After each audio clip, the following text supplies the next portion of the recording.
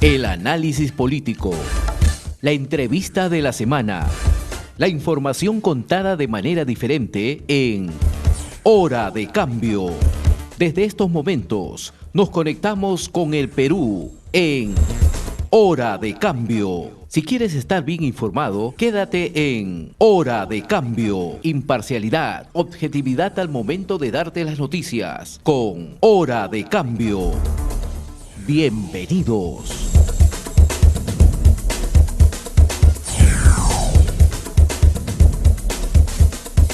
Vamos a conversar en esta oportunidad con el profesor Elí Ocaña. Él es decano del Colegio de Profesores del Perú, a quien le damos la bienvenida. Profesor Elí Ocaña, muy buenos días y un gusto de tenerlo acá en nuestros estudios a través de la red de comunicación regional. ¿Cómo está? ¿Me escucha bien? ¿Todo bien? Sí, muy buenos días. Gusto de saludarle, señor Castillo. Bien. Vamos a tocar el tema del Colegio de Profesores y las consecuencias que esto significa en esta coyuntura política que vive el país, y un poco que quisiéramos que nos refresque la memoria, profesor Ocaña, en torno a quién es el ministro Gallardo, porque yo recuerdo algo que cuando se forma a través de una ley en el Congreso el Colegio de Profesores del Perú, el profesor Gallardo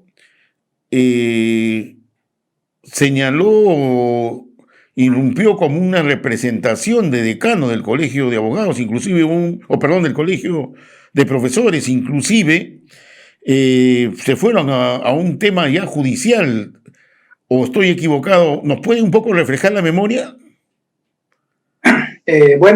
Gracias por la primera pregunta, que en buena cuenta orienta a esclarecer la situación institucional del Colegio de Profesores de Perú. En primer lugar, el año 2004, el Ministerio de Educación impuso la organización del Colegio de Profesores del Perú, y como con ningún otro colegio, la elección lo convocó el mismo Ministerio de Educación. Objetivamente, la finalidad era tratar de tener una organización vinculada directamente a la gestión y a la administración del poder político y del gobierno de turno en aquella oportunidad. Al descubrir esas intenciones, obviamente no correctas de parte del Ministerio de Educación, el magisterio se organizó y participamos del proceso electoral entre el año 2006 y 2007, y finalmente hubo dos representaciones del Colegio de Profesores. Por un lado, el profesor Carlos Gallardo, y por el otro lado, la profesora Soledad Lozano. Lamentablemente, el colegio surgió con ciertas debilidades, con cierta desvinculación, finalmente que oriente a unificar una organización tan grande en torno a una sola dirección. Pero en 2010, con el afán de regularizar esta situación, se convoca nuevas elecciones y lo convoca el profesor Gallardo. Participa el gremio magisterial y participa el doctor Manuel Rodríguez como candidato, y saliendo ganador, y obviamente el comité electoral declaró como ganador a él, desde el cual él registró al Colegio de Profesores en registros públicos, tiene su RUC, tiene una institucionalidad.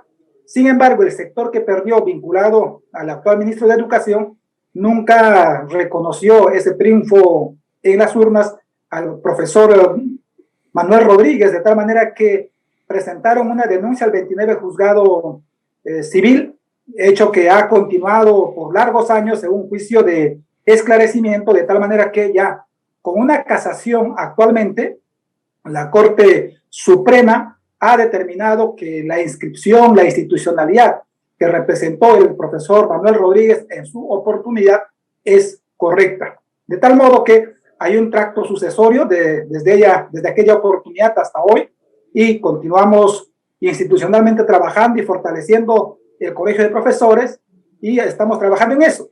El profesor Gallardo, lamentablemente, no asumió su rol democrático en esa ocasión, reconociendo al verdadero ganador, de tal manera que pretendió dar paso a falsas representaciones que hoy, con el tiempo, han dejado de ser reconocidos. Es más, trataron de asumir esa función como si fuera un asunto de propiedad personal, y eso no lo es, porque este colegio es un colegio deontológico que tiene estatutos, tiene normatividad aprobada, es cierto, por ley y también por decreto supremo, y tenemos una vigencia de 3 años, hasta cada 3 años a fin de renovar la junta directiva, porque eso es lo que corresponde, y además también llevamos nuestras cuentas de manera ordenada. Estamos en eso, y además tenemos iniciativa legislativa, tenemos posibilidades de coordinar con diferentes instituciones nacionales y extranjeras, lo que nos lleva por el momento a tener bastante presencia nacional, pero lo que nos falta, eso sí, tenemos que exigir al Ministerio de Educación, es que se borre de las diferentes convocatorias el hecho de que indica que la colegiación al Colegio de Profesores del Perú no es necesario para participar de los concursos de nombramiento, contratos y otros que convoca el sector y también como el sector privado. Eso es lo que actualmente tiene que vencerse y tenemos que hacerlo por respeto a la institucionalidad del Colegio de Profesores. O sea que en la práctica, y yo le hacía esta pregunta porque algo recordaba de ese conflicto que se generó, entonces me daría la impresión de que el profesor Gallardo podría ser el mentor intelectual de la organización paralela al magisterio, al SUTE, constituyendo la Federación de Docentes, ¿no? En el tema sindical, él tiene, y él sabe, y conoce también mi posición, él sabe que él es el quien apoyó, el que auspició, el que promovió la formación de esa organización sindical. Además, hay videos donde él saluda, reconoce, valora y se extiende. Pero a lo que iba es a la experiencia que sucedió en el 2004 en el gobierno de Toledo, de tener una organización profesional, digamos así, ligada, digamos así, al poder, que en este caso también se repite, claro, que con otros antecedentes, otro marco histórico, se repite algo parecido en la actualidad, ¿no? Es una conclusión bastante rápida, ¿cierto? Siempre vinculados al afán del gobierno, del poder, así de es.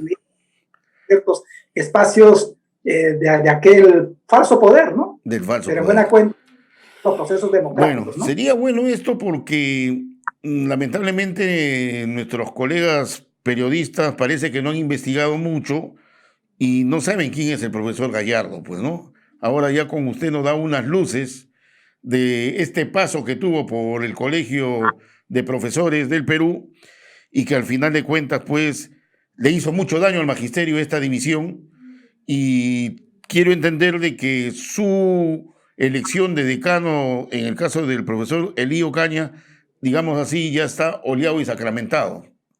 O sea, usted es el decano del Colegio de Profesores del Perú, elegido democráticamente. Sí, efectivamente, el tracto sucesorio que se da después de la primera inscripción en el año 2011, porque recordamos allí, el profesor Manuel Rodríguez, como participó del proceso electoral que convocó el señor Gallardo, sale ganador y obviamente, habiendo sido proclamado, se inscribe, y se inscribe reconociendo también a la junta directiva del profesor Gallardo. Y una vez inscrito, lamentablemente algún sector vinculado a ellos denunciaron indicando que habría sido una inscripción inadecuada, trataron de repartir procedimientos, pero nunca ese procedimiento fue reconocida ni valorada por las autoridades correspondientes en 29 juzgados, en la Corte Superior y actualmente en la Corte Suprema. Lo desestimaron. Es decir, el tracto de... Bueno, vamos al tema de fondo. ¿Qué es lo que está pasando en el magisterio? ¿Qué pasa con las evaluaciones? Y lo que usted me señala sí me preocupa, es en el sentido de que no se considera o no toman en cuenta el Colegio de Profesores del Perú en relación a las evaluaciones, a los nombramientos. Entonces, ¿para qué está el Colegio de Profesores, no? ¿Qué establece sus estatutos? ¿Qué establece sus reglamentos? Esto es algo parecido a lo que sucede con el Colegio de Periodistas, ¿no? O sea, acá para ejercer el periodismo no necesita estar colegiado, por eso cualquier hijo de vecino se pone al frente de un micrófono, escribe cualquier cosa y no tiene ninguna responsabilidad al problema del código de ética. ¿Cuál es la realidad del Colegio de Profesores del Perú? A ver, un momento, ¿me permite resolver un tema técnico, por favor? ¿Cómo no? ¿Cómo no? ¿Cómo no? Creo, a ver, bueno, es necesario empezar a conocer un poco más de cerca de lo que es el colegio de profesores, el tema de la responsabilidad deontológica, moral, de la formación académica de los amigos que están vinculados pues al Magisterio Nacional, ¿no?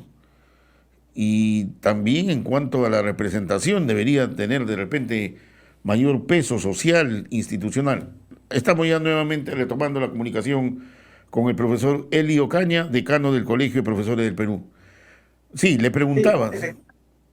Sí, efectivamente, si algo está en una situación de debilitamiento o en procesos de debilitar su institucionalidad, es el reconocimiento de una serie de instituciones que hay en nuestro país. Lamentablemente tiene que ver con aspectos democráticos, así como hay problemas en el Colegio de Periodistas, en el Colegio de Contadores, también en el Colegio de Abogados de Lima, por ejemplo. Obviamente el Colegio de Profesores también tuvo dificultades, que estamos pasando de ese límite a otro. Este problema de la inscripción que hubo en el año 2011 fue aprovechada por el Ministerio de Educación para poder decir, muy bien, hay una representación en cuestión. Por tanto, mientras no se determina la situación legal de la institucionalidad por el Poder Judicial, por tanto, lo único que hicieron, dijeron los del Ministerio de Educación, es quitarle la obligatoriedad de colegiación de los docentes a fin de participar de los diferentes concursos de nombramiento, acceso a los cargos, para especialistas, para contratos, para trabajar en las universidades y en las entidades públicas o privadas. Aprovecharon eso y siempre se coloca como un decreto supremo en las normas del Ministerio de Educación esa condición. Ahora que ya terminó este proceso con una casación que ha sido ya publicada en el mes de mayo y publicada por el peruano el día 7 de octubre del presente año, con esto ya terminó ese proceso, estamos ya en los siguientes pasos a fin de que se regularice esta situación institucional. ¿Pero usted cree que el profesor Gallardo le va a dar luz verde? Tenemos entendido que sí, esperamos que sea así, porque lo que se trata es avanzar, garantizar que el Colegio de Profesores del Perú, una orden profesional deontológica que busca la profesionalización, la dignificación, la revaloración de la carrera docente, y además también el hecho de que nos permita escalar en términos de estatus profesional, de acceder a los cargos administrativos, de acceder a las áreas de investigación, de formación docente, a la educación superior de los maestros, pero bien formados, yo creo que tiene que ser entendido.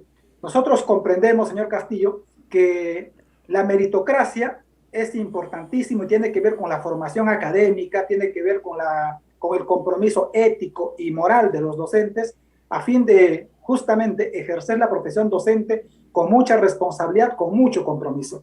Nosotros asumimos lo que decía José Antonio Encinas, ¿no? Que ser docentes en el Perú es un acto realmente dignificante, es un acto de compromiso y es un acto de servicio además. Siendo así, queremos que el Estado, el Poder Ejecutivo, el Congreso de la República, el Ministerio de Educación y otras entidades escuchen la voz nuestra, como lo están haciendo en otros lugares. Coordinamos con entidades como UNICEF, como la UNESCO, el Consejo Nacional de Educación, coordinamos con gobiernos regionales y otras que sí nos dan acceso porque tenemos una opinión ponderada, una opinión responsable y sobre todo también siempre con propuestas propositivas. Por ejemplo, en esta coyuntura que hemos vivido de la pandemia desde el año 2020, nosotros desde nuestra condición de candidatos y luego también con nuestra condición ya de decanos que asumimos el 16 de junio del 2020, siempre hemos respaldado algunas iniciativas. Una de ellas, por ejemplo, la educación virtual.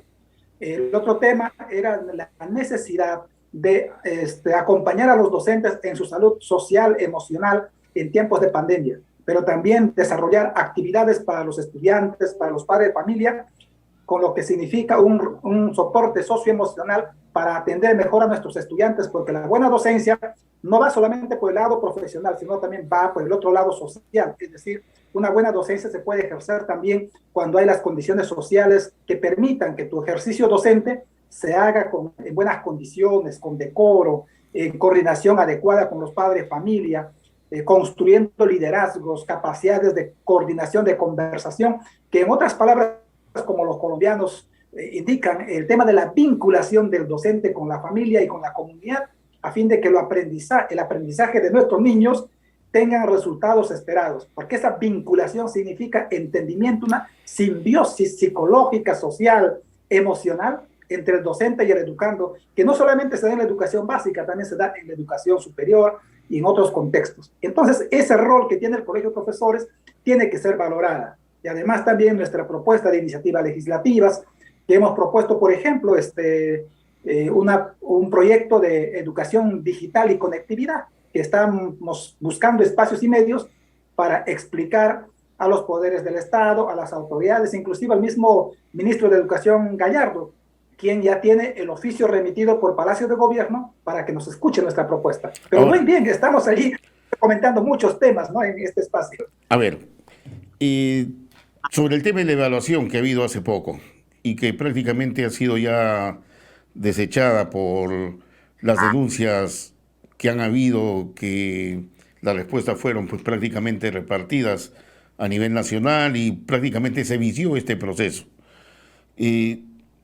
¿Qué opina usted de este tipo de evaluación? ¿Es el más indicado o existe otra forma de evaluar al maestro para que pueda conseguir su nombramiento, su estatus como profesor acá dentro de la estructura educativa del país? Yo creo no es la única manera de evaluar, hay otras formas también de evaluar. No se trata de buscar el facilismo, pero tampoco se trata de poner barreras infranqueables, ¿no? Lo que se trata es ponderar las evaluaciones por especialidades, por niveles, contextualizar a las zonas. Por ejemplo, una evaluación a los docentes para las zonas de pueblos originarios de la selva, para los pueblos que trabajan en comunidades de interculturalidad. Entonces necesitamos una mayor contextualización. Entendemos que un primer filtro, obviamente, para hacer que los docentes accedan al sector de educación, debe ser una evaluación de su parte formativa, de sus conocimientos pedagógicos, de sus conocimientos didácticos, de sus habilidades y destrezas, el tema del razonamiento matemático, razonamiento verbal, que es transversal a todas las áreas. Entonces, eso es un primer filtro. Eso te debe dar un puntaje, pero no debe determinar todo el proceso. Podría ser un promedio, por ejemplo, del 40%.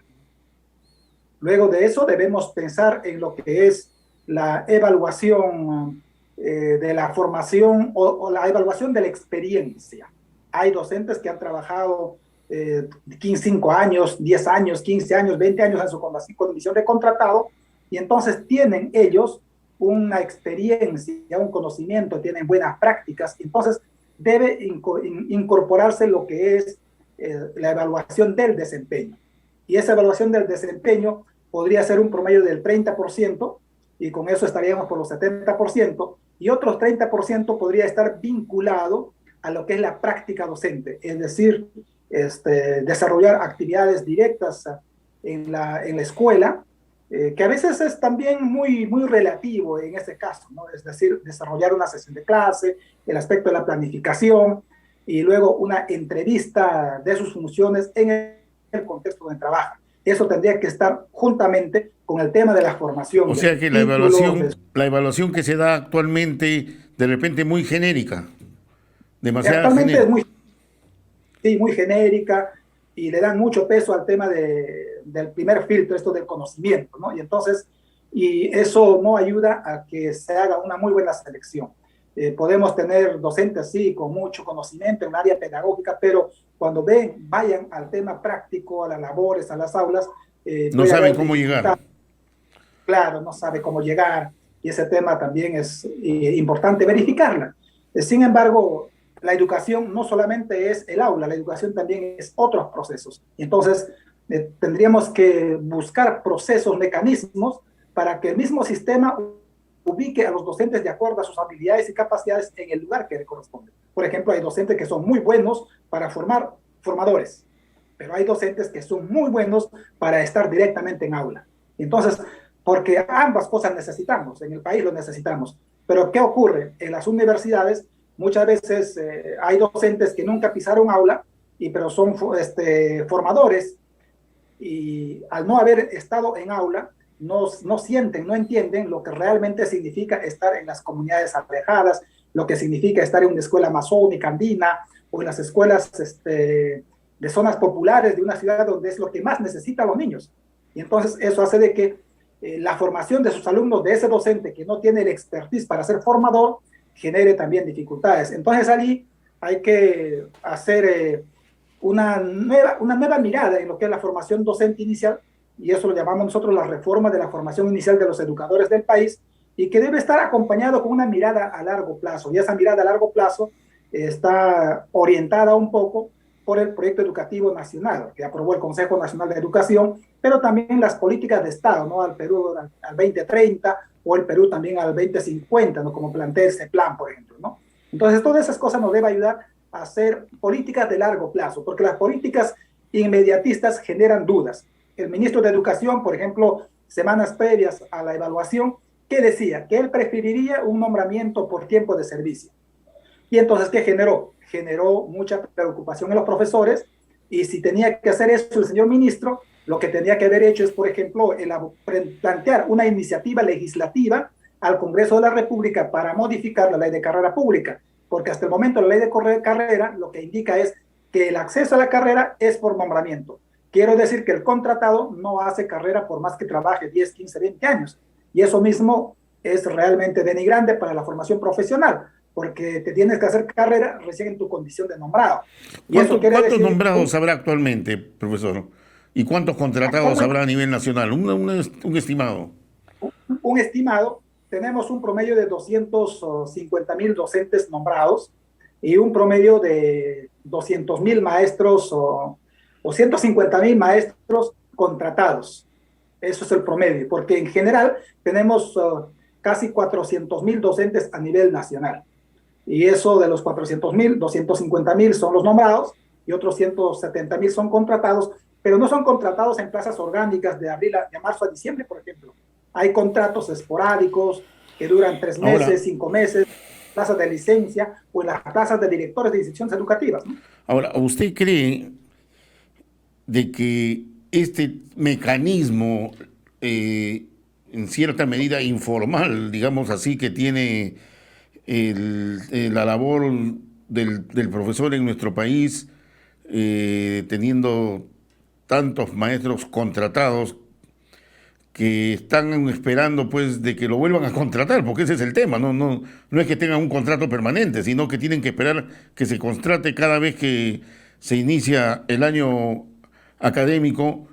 ¿Es parte de las trabas que se tiene en cuanto a la educación de nuestra niñez? Sí, es lamentablemente, porque el sistema de contratos te genera inestabilidad. Emocional, inclusive. Claro, y un docente contratado el siguiente año tiene que estar buscando dónde encontrar trabajo. Y eso a veces hay años que consiguen, hay otros años que no lo consiguen, o también les genera otro estatus, ¿no? De amistad con la parte administrativa para garantizar un favor o algún tipo de comodidad para que sean contratados en el mismo lugar donde trabajaron el año anterior. Yo soy docente, trabajo en una escuela y lamento que año tras año llegan nuevos docentes a la escuela, a la misma plaza vacante que existe. Y eso hace ver de que no hay ese proceso de continuidad. Y justamente allí nosotros como colegio profesional hemos planteado la necesidad que el nombramiento docente, por ejemplo, en este año, debe permitir de cubrir todas las plazas vacantes. Es decir, en la primera fase del nombramiento podrías coberturar el 50%. Y la segunda fase debe cubrir los otros 50%. Pero ¿cómo atender la segunda fase? Para la segunda fase se debe establecer como un sistema de cuadro de méritos entre todos los docentes que no lograron ganar una plaza en una escuela. ¿Qué quiero decir esto? Por una plaza vacante que puede haber en una escuela de Alfonso Ugarte, pongamos como ejemplo, a esa plaza vacante pueden postular 10 profesores. De los 10 profesores, 8 podían haber aprobado, pero uno es el ganador. De los 8 que aprobaron, que están muy bien, uno es el ganador y los 7 prácticamente se quedan fuera del aula.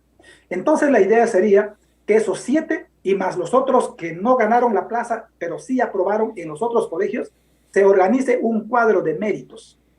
Y con ese cuadro de méritos se adjudique las plazas vacantes que no fueron adjudicados en esta primera etapa. Ahora, tenemos a las plazas. Eso sería importantísimo y un paso. Un presidente profesor, tenemos un ministro de Educación que también es profesor. Existe expectativa. De Perú. Así es. La pregunta es, ¿existe expectativa de que verdaderamente se pueda reivindicar con este gobierno, digamos así, a los maestros, pero no reivindicar pues dándole una ceremonia, una medalla, un diploma? No, me refiero a leyes que fortalezcan la labor del magisterio en nuestro medio y que a la vez eso repercuta en la formación de nuestros hijos. ¿Hay esa decisión política, usted cree? En los últimos meses, después de la salida del ministro Cadillo, León Cadillo, que era uno de los profesores más reconocidos a nivel internacional del Perú, y además era lo mejor que tenía. Sí, y era una muy buena cara de presentación para el sector de educación, en verdad. Sin embargo, no se sabe hasta hoy cuáles fueron las motivaciones de fondo para poder cambiar de esa responsabilidad. Sin embargo, tenemos entendido que el cambio vino porque él no atendió las exigencias y las condiciones de FENATE Perú, el sindicato del presidente de la República. Entonces, el presidente lo que buscaba era un ministro más que técnico, sea un operador político e ideológico para atender las demandas de su organización sindical. Es por eso apenas ingresó, ha empezado a cambiar autoridades, viceministros, ha empezado a nombrar altos funcionarios vinculados políticamente al sector de FENATE Perú, que dicho sea de paso lo siguiente, nunca estaban de acuerdo con los procesos de evaluación y una buena meritocracia. Cuando hablamos de buena meritocracia, no estamos hablando de la meritocracia manipulada, de una meritocracia vinculada a decisiones políticas partidarias, ¿no? Sino una meritocracia realmente profesional. Y entonces, si están esos funcionarios ocupando esos altos cargos, ahora que son funcionarios, ¿qué van a hacer? ¿Van a impulsar los concursos, las capacitaciones, el premio a los méritos? Entendemos que no lo va a hacer. Por otro lado, el ministro Cadillo había presentado el presupuesto de la República 2022 con lo que ya tenemos. Cuando ingresó el ministro Gallardo, se ha exigido con sendos pronunciamientos, notas y también documentos, se le ha exigido que reformulen el presupuesto para el año 2022 y que por lo menos se acerquen a la norma constitucional que dice que el presupuesto para educación debe ser no menos del 6%. El ministro Cadillo había considerado 4.2% del presupuesto. Y con el ministro Gallardo, ese porcentaje no se ha modificado casi en nada. Porque el presupuesto inicial que fue presentado a fines de agosto asume la suma de 2.600 millones más para el sector de educación. Y actualmente el presupuesto ha sido aprobado con ese mismo monto. Entonces, ¿en qué ha contribuido la mejora presupuestal del señor Gallardo al presentarse al Ministerio de Educación? Podemos decir en nada. Lo estancado. En buena cuenta, claro, no ha mejorado, no ha planteado nuevas políticas. Lo ha estancado prácticamente. Caramba, pero eso no se conoce, pues. Claro, y señor Castillo, el incremento salarial que había propuesto el señor Cadillo, obviamente tuvieron en cuenta los presupuestos de los años anteriores, fue incrementar con la suma de 100 soles en el mes de marzo y luego 100 soles en el mes de noviembre. Y ellos dijeron que el incremento era 200 soles en el año 2022, y eso es falso. Es 100 soles en marzo y recién otros 100 soles en noviembre. En buena cuenta, al año sería la suma de 1.100 soles al año. Y eso, pues, si divides por días, es un promedio de 3 soles de incremento mensual, ¿no? Os digo, 3 soles por día, ¿no? Y entonces eso lamentablemente no es totalmente insuficiente cuando el presidente de la República en la campaña electoral, inclusive el 28 de julio, había expresado que el presupuesto para educación debe ser no menos del 10% del PBI. Y el otro tema, su bandera de lucha el año 2017, cuando era sindicalista y no usaba el sombrero, sino era un docente como todos, con gorrito o sin sombrero, ¿no? Y entonces allí decía que necesitábamos una remuneración de una unidad impositiva tributaria. Inclusive él decía sueldo de maestro para congresistas, ¿no? Y sueldo de congresistas para maestros. Pero ahora que es presidente de la República, ese tema al parecer se olvidó. Y eso refleja también su falta de compromiso y también su falta de realmente poder para poder incrementar lo que es necesario para el sector educación. Porque toda mejora para los docentes, para las escuelas, para los padres, familia, alimentación escolar, tiene que ver con el presupuesto. Si no tienes el presupuesto destinado para el sector lo suficiente, entonces es imposible atender las otras demandas. Ahora, se anuncia que el próximo año ya, en marzo, deben iniciarse paulatinamente las clases presenciales y estamos hablando del maestro, estamos hablando del COVID, estamos hablando de los estudiantes, pero ¿qué hay con la infraestructura a nivel nacional? Que es Sí. terrible, lamentable. ¿Qué va a pasar con eso, mi estimado profesor Elío Caña? Mire, un tema fundamental que nosotros hemos planteado es que el retorno a la presencialidad ya debe estar a la puerta. Ya estamos con el 86-88% de la población magisterial vacunada y entonces ya hay cierta seguridad. Hay que avanzar con las vacunas para los estudiantes, los niños o los púberes de 12 años para arriba, ya están siendo vacunados. Eso hace de que ya se está acercando a la pandemia. Y entonces en marzo debemos de estar retornando, cuidando la seguridad, cuidando el distanciamiento y otras, pero el protocolo tiene que ver también con infraestructura. Aulas espaciosas, Claro. espacios como servicios higiénicos, lavaderos, materiales de bioseguridad como el gel, el alcohol, detergentes, el limpiado de pisos y otras, tiene que garantizarse. Eso significa más personal dedicado a la parte administrativa, de servicios, de la infraestructura. Y allí, lamentablemente, hay una falencia. Hay muchas instituciones educativas que no cuentan con personal de servicio. ¿Qué van a hacer en esos lugares? Seguramente tienen que ser los pobres padres de familia los que tienen que ir allí a hacer el servicio diario. Y eso es uno. Pero por otro lado, vemos también que solamente un promedio del 38% de instituciones educativas del país, en promedio, y eso lo dice el mismo Ministerio de Educación, son las que tienen agua, luz y desagüe. El 62% prácticamente no tienen esos servicios elementales, básicos. Si los tienen es aguas de estanque, de acequias, de grifos, que no necesariamente son agua potable o de consumo humano. Y entonces por allí está la falencia.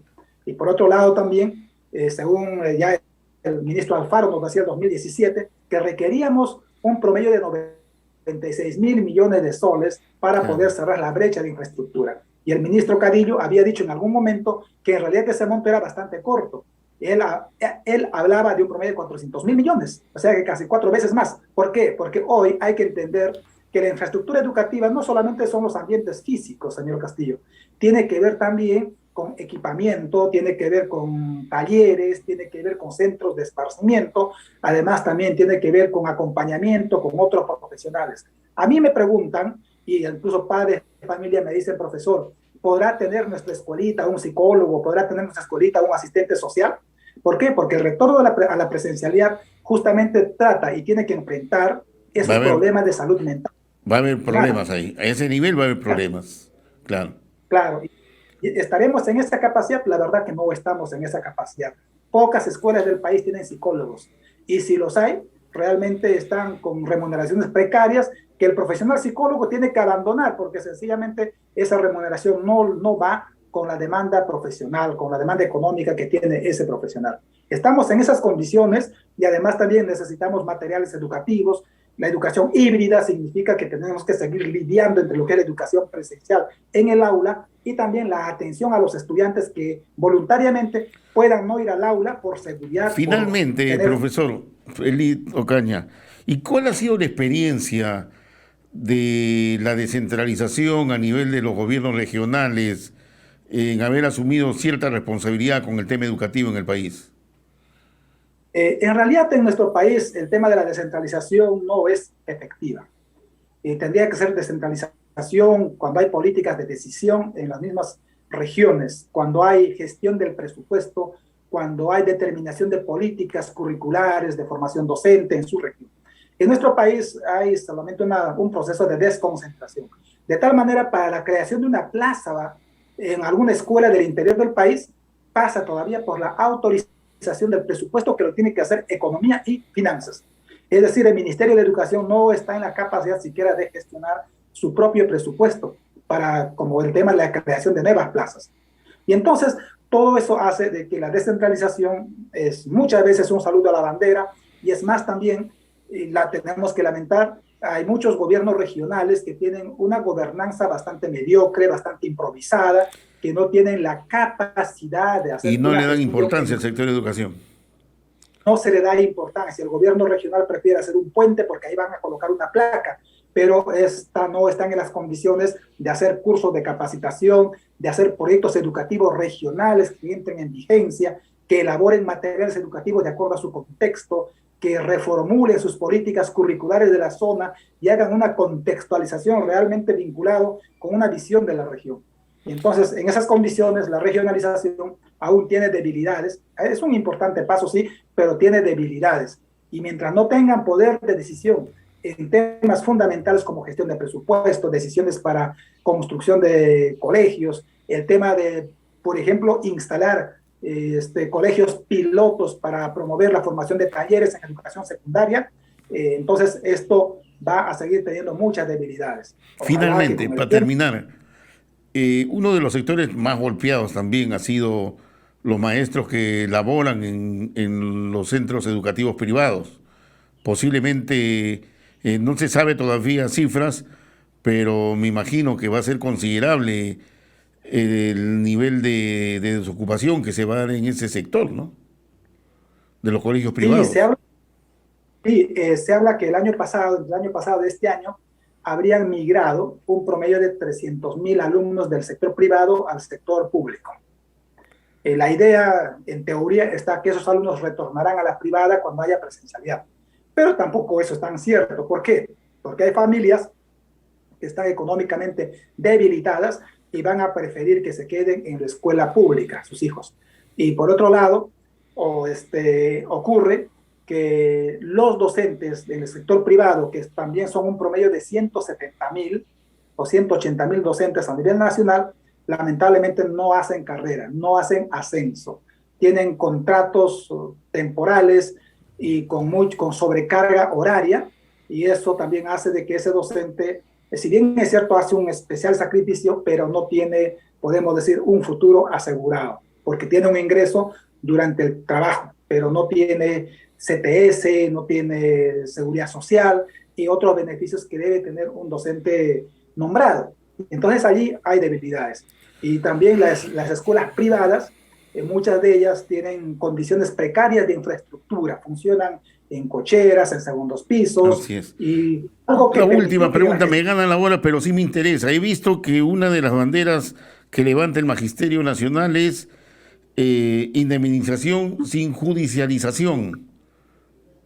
¿A qué se refiere? Claro, eso el año 92, el gobierno de Fujimori dejó de pagar a los profesores el derecho de preparación de clases tomando en cuenta el porcentaje de su remuneración total. Es decir, recortaron el pago teniendo en cuenta la remuneración total para pagar solamente con un pequeño porcentaje de su remuneración. Entonces, legalmente los jueces nos han dado la razón a los docentes, indicando que tenía que haber sido en función a su remuneración total y no una parte de su remuneración. Y entonces esa deuda desde el 92 hasta el 2012, que es la vigencia de la ley del profesorado, del 5212, se ha embolsado una deuda del Estado hacia los maestros, que en buena cuenta son la suma de 30.000, 40.000, en otros casos de 80.000, 90.000, y cuando hay demandas con interés, pues se están dando la razón, y eso se está pidiendo actualmente que se pague sin sentencia judicial, sino solamente se pague con resolución administrativa, porque para la sentencia judicial pasa 5 años, 10 años y no hay cuándo se pague. Caramba, bien, bien, bien. O sea, pero eso es una decisión política que puede tomar el gobierno y pagarlo, pues, ¿no? Solucionaría un porcentaje importante en la economía de nuestro Claro, país, ¿no? sí, por supuesto. El ministro Cuenca tuvo el compromiso de consolidar la cantidad de docentes endeudados y también el monto que se le debe a cada docente. Sin Caramba. embargo, ha avanzado, los cambios constantes hacen que se frustren. El presidente Sagasti tuvo la gran oportunidad de firmar una ley en ese sentido, lamentablemente no lo hizo. Actualmente, en la movilización del día 23, donde también yo estuve en la comisión que ingresamos al Congreso, se conversó con la presidenta del Congreso y expresó su voluntad de levantar esas propuestas de ley, hacer que se aprueben y que los maestros del Perú, adeudados hasta hoy, muchos fallecidos ya, sean reconocidos y pagados en vida, no solamente cuando están todavía postrados en el hospital, porque eso es la tendencia actualmente, de pagar solamente a los que tienen más de 80 años, a los que están con cáncer, a los que están en situaciones... No es así tampoco, ¿ya para qué? Pues muchas gracias, Entonces, profesor Elío Caña, decano del Colegio de Profesores del Perú, con quien hemos tenido la oportunidad de conversar sobre estos importantes temas que no solamente atañen al Magisterio Nacional, sino a nuestra sociedad que estamos desarrollando. Muchas gracias. Muchas gracias a usted, señor Alberto Castillo, muy agradecido por esta interesante entrevista que nos ha permitido reflexionar. Un abrazo, muy buenos días. Bien. Hemos presentado Hora de Cambio.